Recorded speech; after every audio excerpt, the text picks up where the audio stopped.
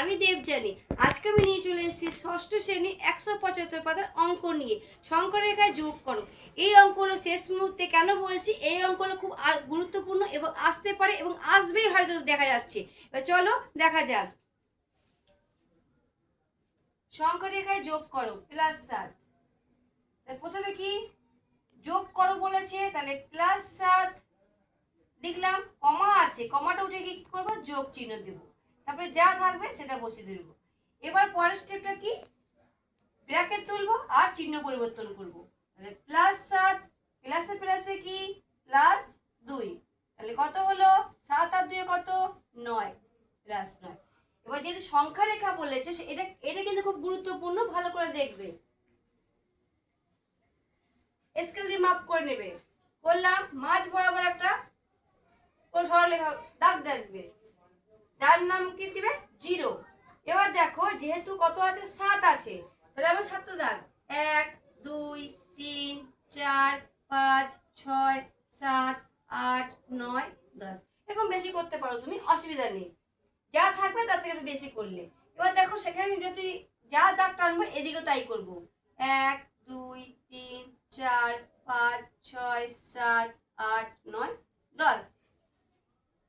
Scale দিয়ে না দাগ টানলেও ঠিক সমান হবে, তোমরা চোখের সাহায্যে করে নেবে, চোখে দিয়েতে। এবার দেখো কি করব, +7 আছে, +7 করবো আগে, তার আগে একটা স্টেপ করতে হবে। +1 +2 +3 +4 +5 +6 +7 +8 +9 +10। যেহেতু প্লাস হয়েছে এদিকে, এদিকে হয়ে যাবে মাইনাস। -1 -2 -3 -4 -5 -6 -7 -8 -9 -10। যেহেতু প্লাস বলেছে তাহলে আমরা 0 পর থেকে যাবে কত 7, তাহলে 7 এই ঘর এখানে, তাহলে পুরো সোজা স্কেল দিয়ে মেপে নেবে